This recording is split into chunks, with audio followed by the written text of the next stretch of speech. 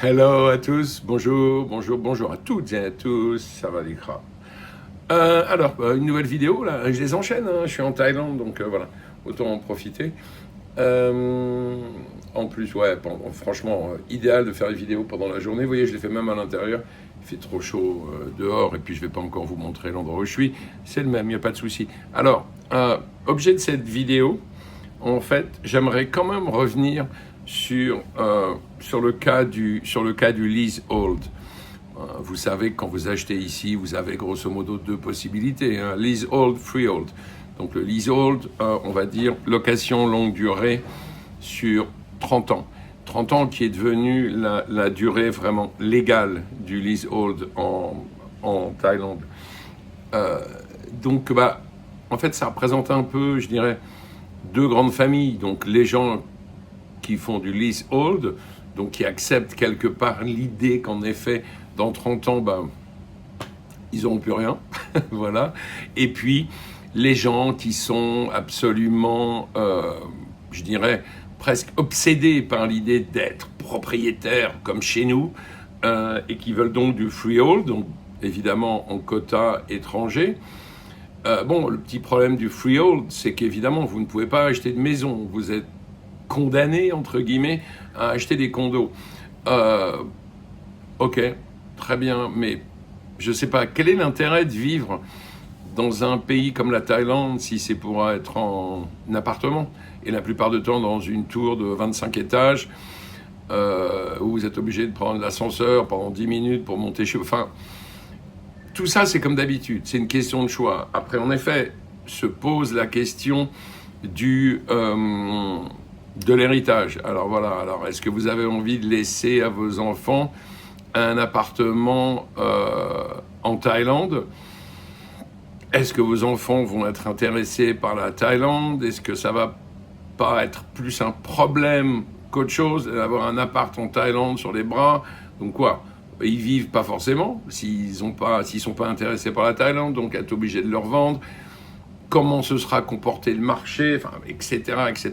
Puis encore une fois, il y a la logique de l'héritage, qui est une logique qui peut être la vôtre. Moi, je sais que même si j'ai des enfants, c'est pas vraiment la mienne. J'ai tendance à me dire, ben voilà, moi je vis ma vie, et puis à la fin de ma vie, ben il y aura ce qu'il y aura, et puis s'il y a quelque chose, tant mieux pour eux. S'il n'y a rien, ben tant pis, c'est la vie. Et j'espère surtout qu'ils attendront pas après, qu'ils auront réussi dans leur vie à faire des choses par eux-mêmes, qu'ils seront bien et qu'ils n'auront pas forcément besoin de l'héritage de papa. Bref, voilà. Alors, je vais en fait surtout parler du leasehold quand je vais revenir.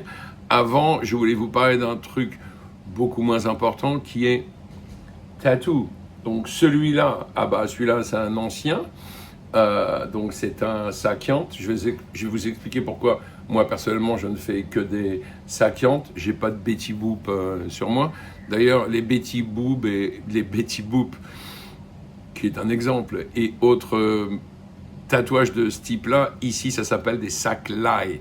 C'est pas péjoratif, quoique. Voilà. Et donc je me suis dit, j'étais là, j'avais envie d'un autre. J'avais envie d'en faire un autre, de continuer cette petite œuvre graphique sur mon corps. Et puis, comme je suis à Patong, Sakian, Patong, il faut vraiment trouver l'endroit. Et alors, je pense que je l'ai trouvé. Je pense que je l'ai trouvé. Je vais même en faire la publicité. Ça s'appelle Sacred Tattoo Patong. Voilà. Je vous le montre là. Mettez la vidéo de l'autre côté pour la voir. Enfin bon. C'est un super endroit, honnêtement. C'est à côté de... C'est facile à trouver, même sur Internet. Hein, et c'est à côté de l'hôtel Indigo. Voilà.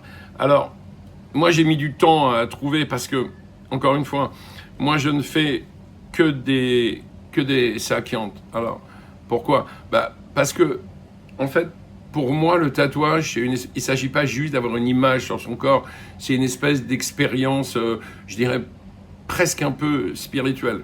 C'est-à-dire que moi, je ne fais pas de tatouage machine, j'ai besoin d'avoir cette espèce de relation très temporaire, mais assez unique, en fait, avec le tatoueur qui tatoue avec ce qu'on appelle un bambou, ce qui n'est plus en bambou maintenant, mais en tout cas, voilà, ça s'appelle un tatouage au bambou. C'est-à-dire qu'en fait, c'est une tige qui est longue comme ça, et la pointe qui tatoue est au bout, et donc, du coup, la relation que vous allez avoir avec votre tatoueur, ben, est pas du tout la même. Voilà. Donc, moi, tatouage au bambou, Sakyant. Le Sakyant, ben, comme vous le savez peut-être, c'est un peu le tatouage, on va dire, allez, sacré chez les bouddhistes. Donc, la différence entre les deux techniques, ben, c'est qu'en fait, le tatouage au bambou, il est par nature beaucoup plus, je dirais, plat et beaucoup plus en 2D, c'est-à-dire pas moyen de faire des effets de shadow, de faire des effets presque de relief. C'est un tatouage traditionnel, beaucoup plus simple.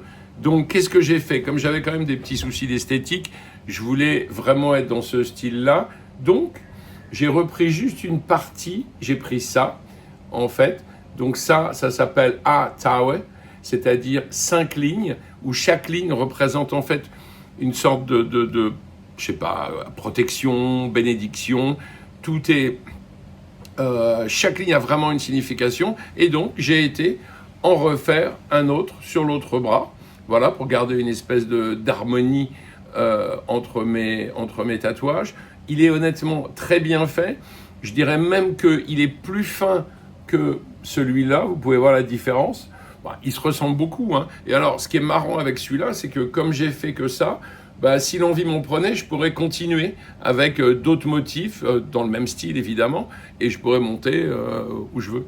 Voilà. Donc franchement, 2h30 quand même de tatouage, et il faut bien le dire, un peu de souffrance. Mais bon, ici, même quand on souffre, il faut sourire. Voilà. Mais en tout cas, non, c'était super, et franchement, l'endroit est top. Alors, seul inconvénient, il est cher. Je vous donnerai pas le prix ici, j'ai honte. Allez-y, si vous êtes à Patong, que vous voulez un Sakyant, allez chez Sacred Tattoo Patong et vous verrez les prix. Ça n'a rien à voir avec les tatouages que vous allez faire à Bangla. D'ailleurs, à Bangla, franchement, il n'y a pas de Sakyant. Et si on vous en propose, c'est vraiment pas l'endroit où faire ça, parce que le Sakyant, il est fait par des gens qui ont été formés à ça et qui en général d'ailleurs ont été formés par des moines au monastère, voilà, puisque vient avec le Sakyant, si vous voulez activer son côté magique, le côté magique des protections, il faut y croire, d'accord, vous allez me dire peut-être que je suis naïf, mais c'est pas ça en fait, c'est que j'ai envie d'y croire parce que ça donne du sens à mon tatouage. Si je fais un saklaï avec je sais pas quoi, une tête de mort et des éclairs, pour moi ça n'a aucun sens, voilà, là ça a beaucoup de sens, et donc pour activer ce côté sacré, eh ben, il faut passer par la prière et la bénédiction. Petite cérémonie très simple, en général en 2 parties, avant qu'il commence à tatouer. Voilà, alors cérémonie, c'est une prière, vous avez quand même à répéter un peu ce que le tatoueur prononce. Voilà, c'est pas compliqué, rassurez-vous, la phonétique suffit largement. Il s'agit de mettre une petite offrande en argent dans un bol où il y a déjà des fleurs, voilà, puis voilà, il y a des prières, ensuite il fait son Sakyant, et à la fin, il y a une nouvelle bénédiction, voilà, où d'ailleurs, en général, il vous met, moi je l'avais ici, il vous met une petite feuille d'or, voilà, pour activer la magie. Voilà, bon, allez, ça c'était pour la petite histoire. Bon, en tout cas, je suis très content. Voilà, c'est un beau boulot.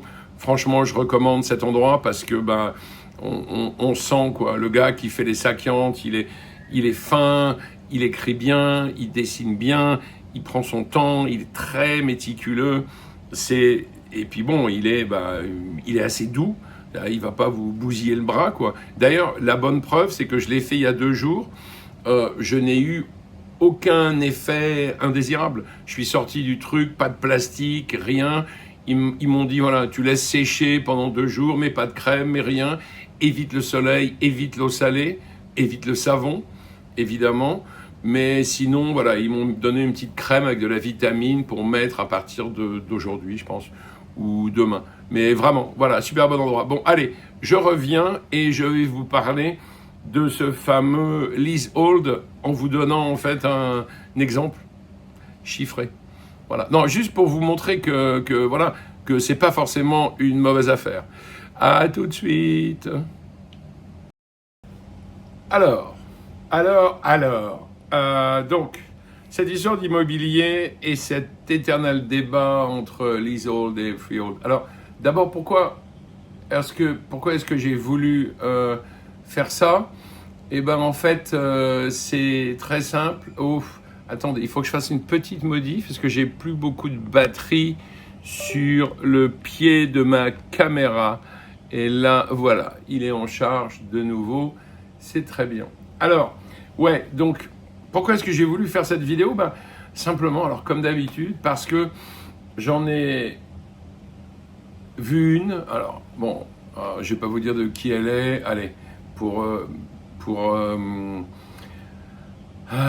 vous mettre sur la voie, on va dire, c'est une vidéo de quelqu'un qui appartient à ce que j'appelle le gang de Pattaya. Voilà, il y a quelques YouTubers qui sont à Pattaya et qui donc font des vidéos depuis Pattaya en vous expliquant évidemment que Pattaya n'est pas que Pattaya mais bien plus. Voilà, bref, peu importe. Donc juste pendant cette vidéo, un des deux YouTubers, puisqu'ils étaient deux en fait, parce que c'est la mode en ce moment de montrer à quel point la communauté des YouTubers est fraternelle. Moi, j'en fais pas partie, hein, donc je peux en parler. Voilà. Alors oui, un des deux YouTubers se targuait de cracher sur le leasehold. Alors, moi, je déteste les gens qui parlent comme ça. Pourquoi cracher? Vous pouvez être simplement pas d'accord, vous pouvez ne pas le conseiller, c'est votre droit le plus strict, mais pourquoi cracher sur quelque chose? Enfin, c'est vraiment je sais pas, c'est de la violence verbale pour absolument rien. Donc du coup, je me suis dit, non, tiens, je vais un peu rétablir quand même une sorte de... comment je pourrais appeler ça? Une sorte de vérité, enfin, remettre un peu les pendules à l'heure et parler du lease, quand même, de leasehold de manière un peu positive. Voilà. Et moi, par contre, je ne crache pas sur le freehold. Simplement, en fait, la problématique que vous allez avoir quand vous allez vouloir acheter quelque chose, parce que bon, même du leasehold, c'est un peu acheté quand même. Alors, la première question que vous allez vous poser, et je respecte tout à fait les gens qui pensent comme ça, c'est: est-ce que je suis attaché à l'idée d'être propriétaire à 100% du bien que je vais acheter? Si la réponse est oui, vous voulez absolument être propriétaire pour des raisons qui vous appartiennent, je sais pas, culturelles, spirituelles, des histoires d'héritage, etc. Eh ben, là, en effet, je dirais que vous n'avez pas le choix. C'est-à-dire, il n'y a que les condos. Il n'y a que les condos, à condition d'être dans le fameux quota étranger. Mais voilà, il n'y a que ça. Et oui, là, en effet, vous pourrez être propriétaire d'un condo quelque part en Thaïlande, et à votre mort, vos enfants seront sans doute tristes, d'abord j'espère, et puis très heureux d'apprendre qu'ils viennent d'hériter d'un magnifique condo en Thaïlande. Bonne chance à eux, surtout s'ils n'ont aucun projet en Thaïlande, puisqu'il faudra évidemment qu'ils voyagent pour au moins régler des petits problèmes, je ne sais pas. Peut-être que ça peut se faire à distance, hein, mais bon, voilà. Et puis après, on ne sait pas ce qui peut se passer, honnêtement. Hein. Donc, est-ce que votre condo sera toujours debout dans, je sais pas, je vous souhaite une longue vie, donc dans le plus longtemps possible.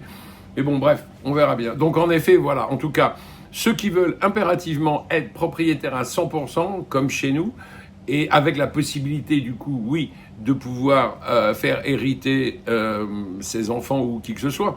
Je vous signale quand même qu'on peut hériter aussi d'un leasehold. Hein. Simplement, on en hérite avec la durée de lease qui reste. Voilà.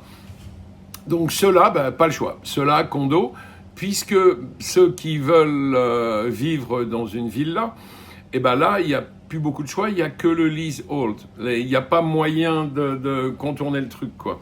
C'est que du leasehold. Voilà, enfin, bon, à part ces histoires de sociétés bidons montées par des avocats aussi bidons que les sociétés, mais franchement, c'est dangereux.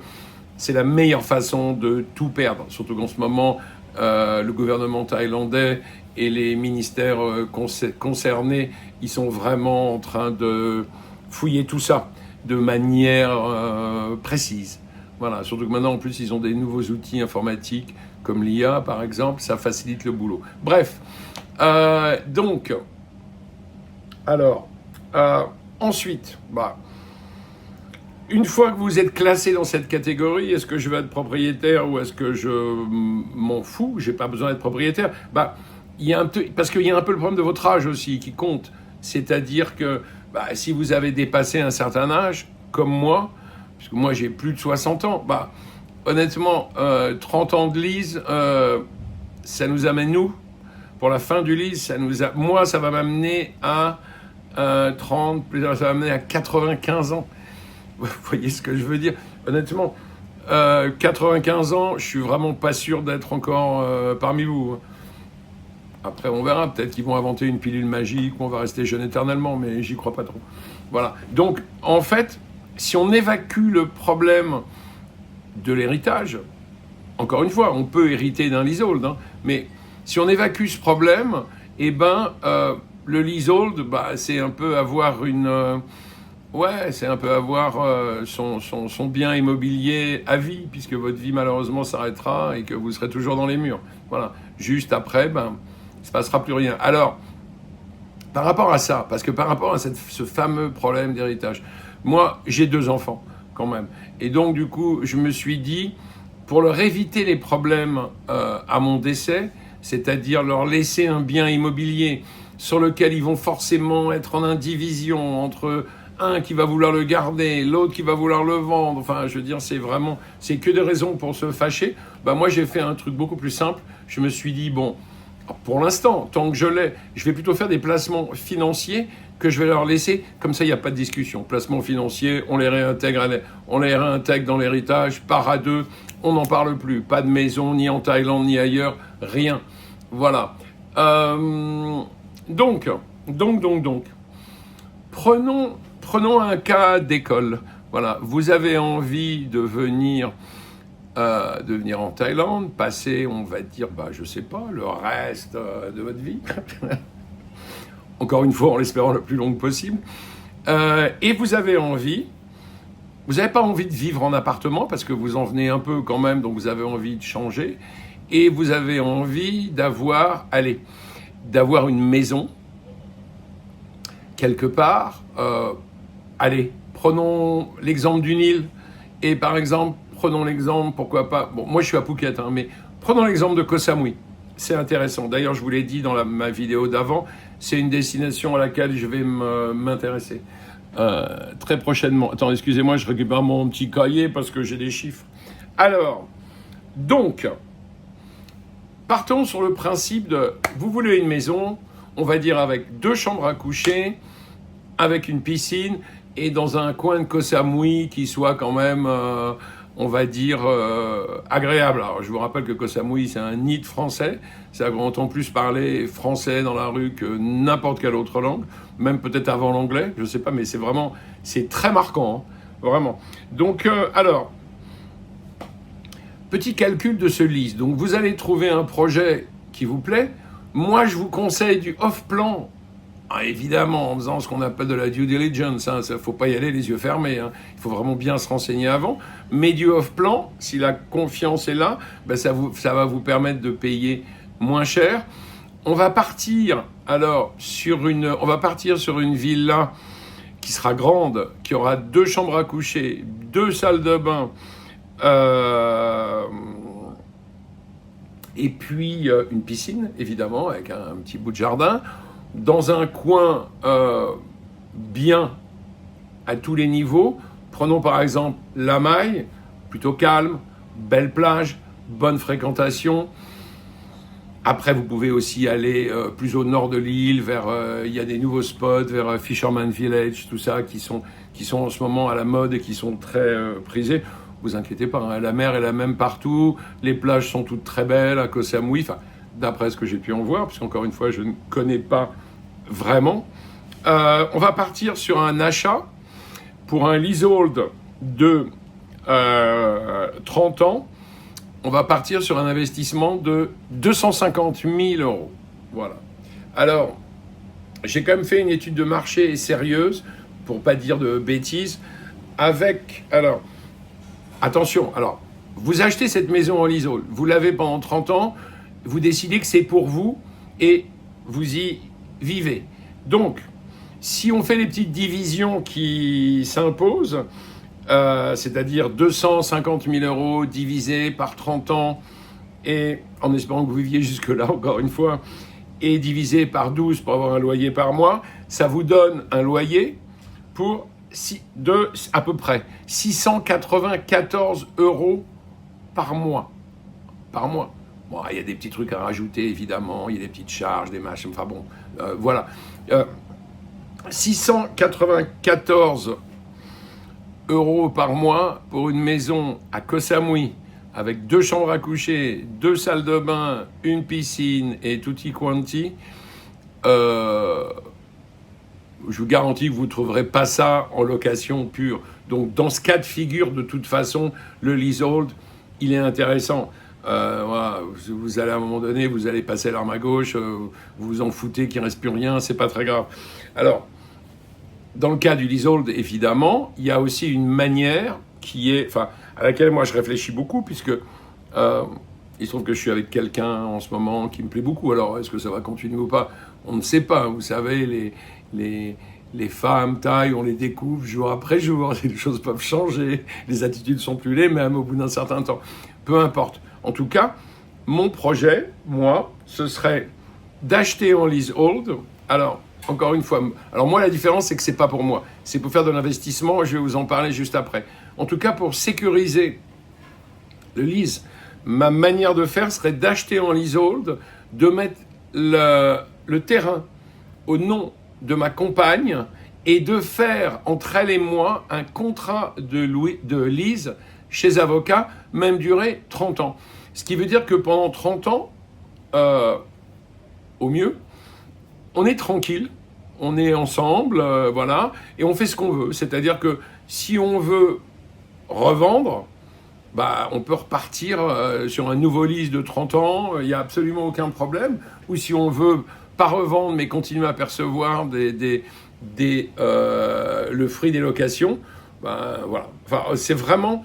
Je pense qu'à partir du moment où, évidemment, vous avez confiance en la personne, et encore une fois, vous pouvez vous garantir avec ce fameux contrat de lease entre elle et vous, honnêtement, c'est kiff-kiff. Et le gros intérêt, quand même, il faut malheureusement en parler, c'est que vous lui faites quand même, vous lui donnez une espèce d'assurance sur sa vie après votre décès. Je sais, c'est triste, mais bon, vu les différences d'âge qu'on pratique en Thaïlande entre hommes et femmes, il est fort probable que vous allez mourir le premier et qu'elle va se retrouver toute seule, et ce serait mieux qu'elle ne se retrouve pas toute seule avec un bras devant, un bras derrière, quoi. Voilà. Donc l'idée, c'est que,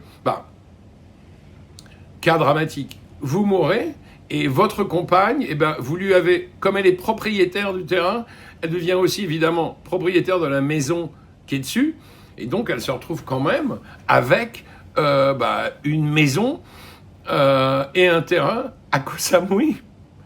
C'est magnifique. Vous, ça vous a absolument rien coûté, et elle a ça.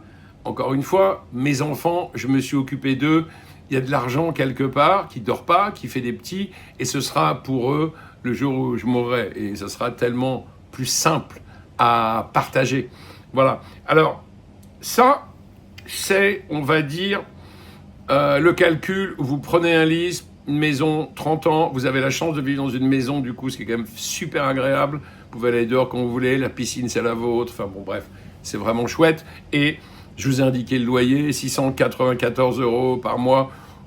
C'est imbattable. Je ne fais même pas de comparaison idiote avec la France. Vu qu'en France, à 694 euros, je ne sais pas ce que vous avez. Mais voilà. Donc ça, c'est le premier cas de figure. Le lease, mais pour vous, pour y rester. Encore une fois, à condition de ne pas faire un blocage sur les histoires d'héritage. Voilà. Ensuite, le lease, mais comme investissement. Alors, c'est plutôt mon cas. Moi, c'est ce que j'aimerais faire. Donc, même prix, 250 000 euros, lease de 30 ans, villa 2 chambres, alors en mettant un peu plus, on peut monter à 3 chambres. C'est un calcul à faire. Il faut faire des études de marché, voir ce qu'il se loue le mieux. Mais disons que villa, 2 chambres, à Koh Samui, dans un quartier chouette, avec une piscine, ça se loue, mais alors très facilement. Et en plus, ça va se louer, ça peut se louer à l'année, ça peut se louer au mois, en passant par des plateformes.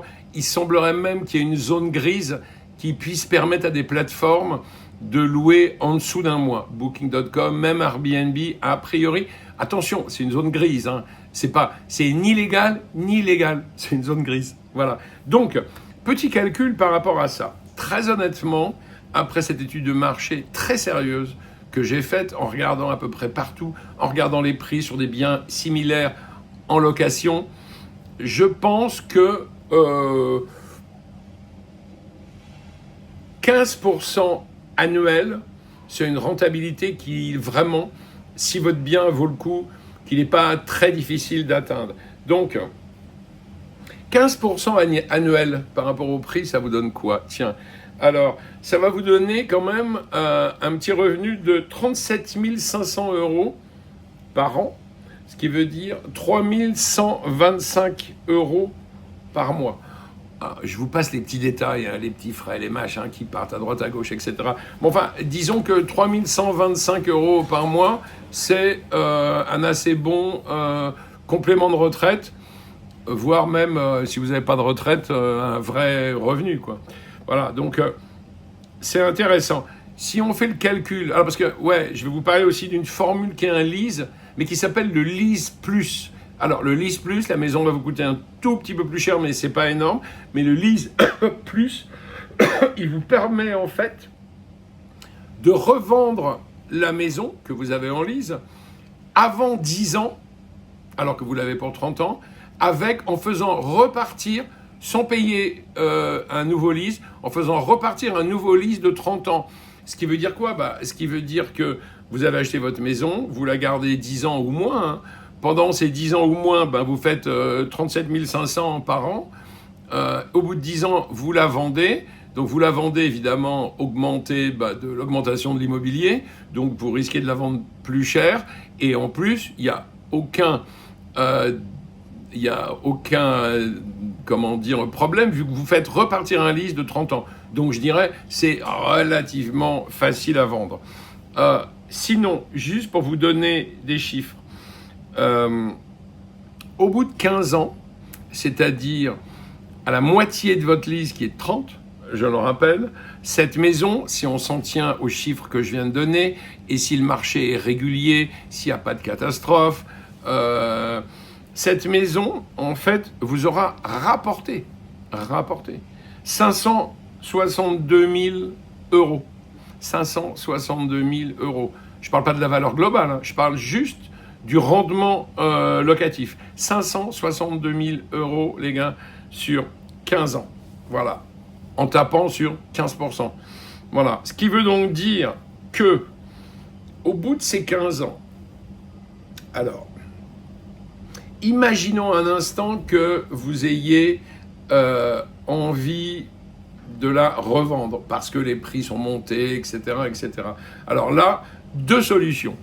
Soit le lease est renégociable, ça sera contre une somme d'argent, mais vous pouvez la revendre avec un nouveau lease de 30 ans, en payant évidemment, là c'est à vous de négocier.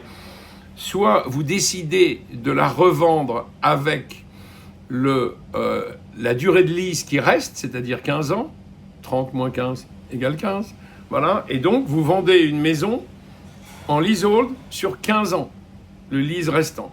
Là, évidemment, inutile de vous dire que le prix, la valeur de la maison va dégringoler. Vous ne la vendrez même pas, même si elle a augmenté. Alors, j'ai fait un petit calcul pour être pessimiste. Admettons, vous voulez revendre la maison au bout que vous avez payé 250 000 €, au bout donc de 15 ans de lease. Allez, pour être sûr qu'elle parte, vous la mettez à 150 000 €. Ce qui est pas mal, parce que si vous voulez, 150 000 €, une maison pendant 15 ans, ouais, c'est forcément un bon plan. Donc, si je prends donc valeur d'achat de la maison, 250 000 euros, voilà, plus qu'elle vous a rapporté 562 500. Donc en fait, vous allez prendre les 562 500 qu'elle vous a rapporté, vous allez ajouter les 150 000 qui vont être le prix de revente avec un petit lease restant, ça vous donne quand même 712 000 euros. Ce qui veut dire que la maison qui vous a coûté 250 000 euros à l'achat en lease de 30 ans, à la revente à 15 ans bradée, elle vous aura rapporté 712 000 euros. 250, 712, 15 ans. Je crois que c'est pas si mal, honnêtement. C'est pas un mauvais calcul. Après, en effet, il faut se dire, je m'en fous d'être propriétaire. Mes enfants, d'abord, j'espère qu'ils vont faire leur vie sans avoir besoin de moi et sans attendre. Là, je vais faire une blague. Excusez-moi, elle est de mauvais goût, mais je vais la faire quand même. Sans attendre. Comme des renards en bas de l'arbre, que le fromage tombe du bec du corbeau. Boum. Voilà, le corbeau et le renard. Jean de La Fontaine. Non, mais cela dit, mis à part, franchement, pour garder une bonne... je dirais que pour garder une bonne ambiance dans la famille, il faut vraiment essayer d'évacuer ces histoires d'héritage. Enfin, quand je dis évacuer, l'héritage, de toute façon, il vient. Après, encore une fois, il y a ce qu'il y a. La première idée de l'héritage, c'est de ne pas laisser de dettes, surtout. C'est-à-dire de ne pas laisser des dettes à vos enfants qui vont être obligés de payer. Bon, vous me direz, ils auront toujours possibilité de refuser l'héritage. Mais voilà. En tout cas, voilà. Juste pour vous dire que, encore une fois, je ne vous pousse pas du tout à prendre du leasehold, mais c'est juste pour vous montrer que le leasehold, il n'est pas si négatif que ça. Ça dépend, encore une fois, de vos ambitions, d'investissement, de vos projets patrimoniaux. Oh mon Dieu, c'est dur, hein, voilà. Ah, vous savez ce que c'est, ce t-shirt? Tiens, je vous petite anecdote. Voilà. Comme quoi, avoir de bonnes relations avec l'État, ici, c'est hyper agréable. J'ai de très bons amis qui tiennent un bar, pas très loin de Bangla Road, ici à Phuket. Et comme je les connais depuis longtemps, bah, je suis un client régulier et fidèle. Et donc, il y avait l'anniversaire de la patronne ou la sous-patronne, peu importe, et j'ai pas pu y aller parce que j'étais à Bangkok. Mais quand j'étais à Bangkok, j'ai pensé à elle et je lui ai ramené un petit cadeau d'anniversaire de Bangkok que je lui ai offert à mon retour. Elle a été très touchée, très heureuse. Et hier, eh ben, elle est arrivée avec un petit paquet et elle m'a dit, tiens, c'est pour toi. C'est ton cadeau de Noël parce que tu es tellement gentil et agréable avec nous que voilà ton cadeau. Elle avait été chez Uniqlo où elle m'avait acheté 2 t-shirts. Voilà, ce qui compte. Et puis attention, hein, ça me fait marrer parce qu'une fois elle est venue me masser le cou et en fait j'ai compris que ce qu'elle regardait, elle vérifiait l'étiquette de mon t-shirt pour connaître ma taille. Mais voilà, mais du coup elle ne s'est pas gourée. Elle m'a acheté 2 t-shirts, voilà. Elle a quand même fait attention parce qu'elle sait que je n'aime pas les t-shirts avec des trucs marqués dessus. Donc, c'est des t-shirts complètement vierges de chez Uniqlo. Bah, j'ai trouvé l'attention charmante. Ce qui compte dans un cadeau, c'est l'intention. C'est pas... Bon, le cadeau en lui-même, évidemment, c'est mieux si c'est un truc qui vous plaît. Mais disons que surtout, la charmante intention de vous offrir un cadeau et de s'échanger des cadeaux, ben, en Thaïlande, c'est un truc qui compte beaucoup et qui est hyper important. Bref, je vous ai un peu noyé dans les chiffres. Si vous avez des questions sur ces chiffres-là, sur le leasehold ou sur le freehold, n'hésitez pas, commentaire. Encore une fois, excusez-moi, j'ai un chat dans la gorge. Encore une fois, n'hésitez pas à liker, à commenter, à vous abonner. Merci beaucoup. À très vite. Tiens, la prochaine vidéo, je pense que je la ferai de Hawaï parce qu'on y va avec mon ami, passer juste 2 jours. Parce qu'il y avait un endroit où on avait en fait envie d'aller, qui est un restaurant assez réputé qui s'appelle Three Monkeys, les 3 singes, alors qui n'est pas à Hawaï, qui est sur la route en descendant à Hawaï et qui est un espèce de restaurant un peu dans les arbres, dans la jungle, avec une magnifique vue sur Phuket Town, les baies, etc. Voilà. Donc je vous en dirai plus la prochaine fois. Bye bye. Portez-vous bien. Attention à vous. Salut!